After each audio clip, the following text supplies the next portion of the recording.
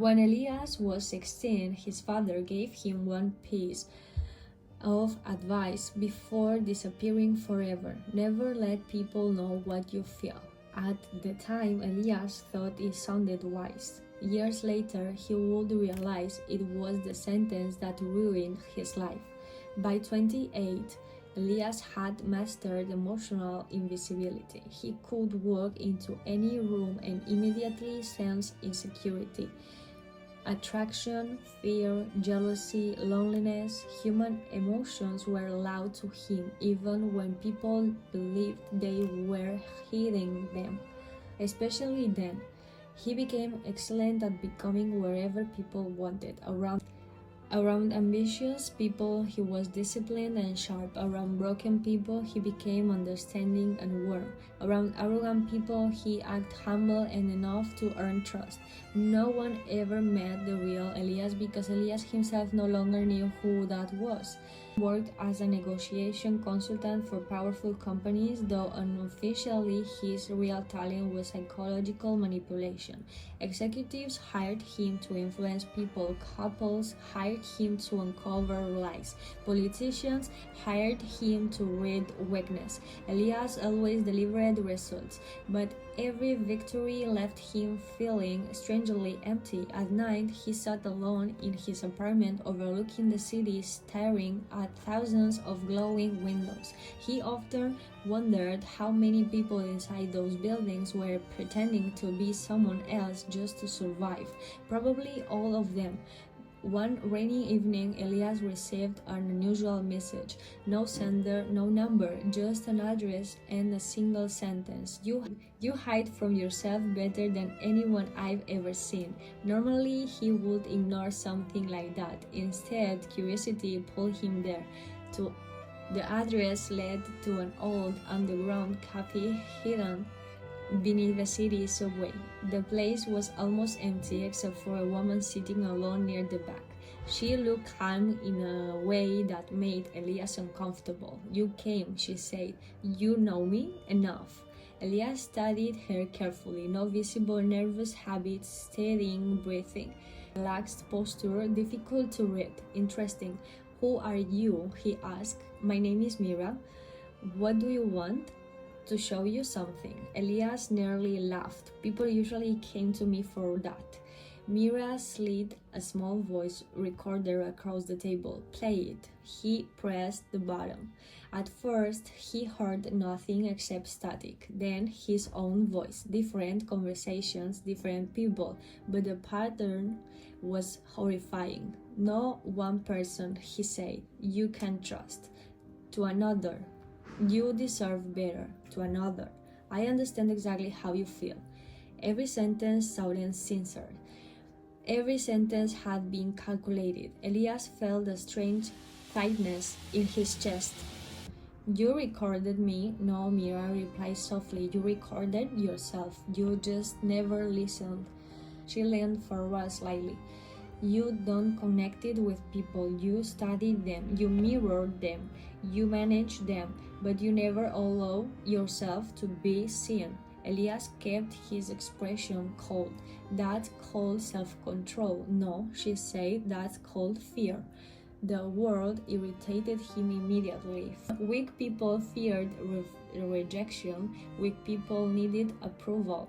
Elias needed nothing, or at least that's what he had always told himself. "You think emotions make people vulnerable," Mira continued, "but emotional suppression creates something worse. And what's that?" "Emptiness." Silence settled between them. Elias hated silence because silence exposed thought, and thought exposed truth. Mira sipped her coffee calmly. "Tell me," she asked, "when was the last time you were genuinely honest with someone?" "That depends on your definition of honesty." That answer tells me everything. For the first time in years, Elias felt psychologically cornered.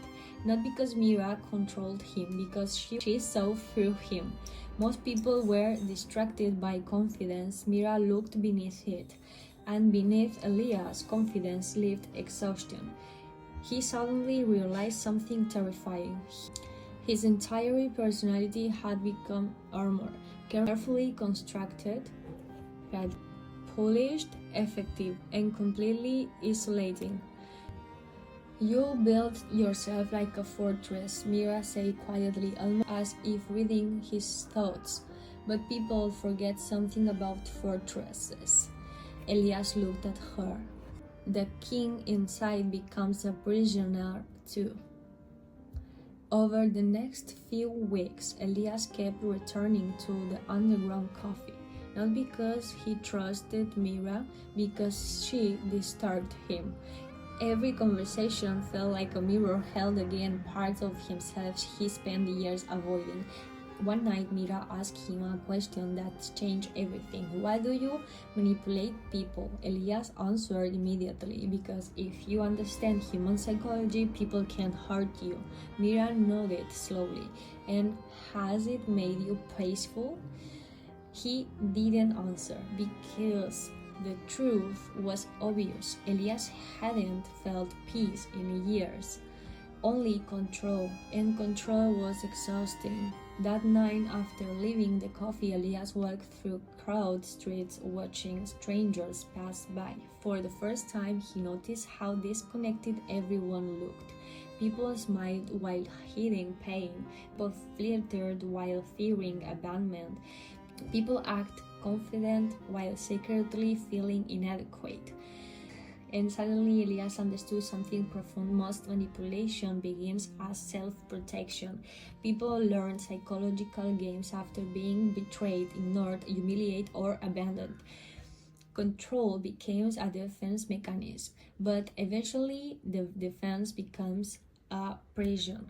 When he returned home, Elias stood in front of his bedroom mirror for nearly an hour. No performance, no charm, no strategy, just silence. He barely recognized himself without the mask. And for the first time in years, he admitted the truth aloud. I'm lonely. The words felt almost illegal. Strangely, they also feel freeing, because honesty destroys illusions, and illusions require constant energy to maintain. Months later, Elias changed the way he worked. He still understood persuasion, influence, and human behavior. Those skills didn't disappear, but now he used them differently. He taught people how to recognize emotional manipulation instead of exploiting it. He helped insecure people build confidence instead of dependency. He stopped treating vulnerability like weakness. Ironically, people trust him more than ever, not because he became more impressive, because he became real. One evening, he returned to the underground coffee, but it was closed permanently. No sign of Mira, no employees, nothing. Almost as if the place had never existed. And the locked door, however, someone had written a sentence in black ink. The strongest people are not those who control others, they are those who no longer need to. Elias stared at the words for a long time, then for the first time in his adult life, he smiled without calculation, and that terrified him less than it used to.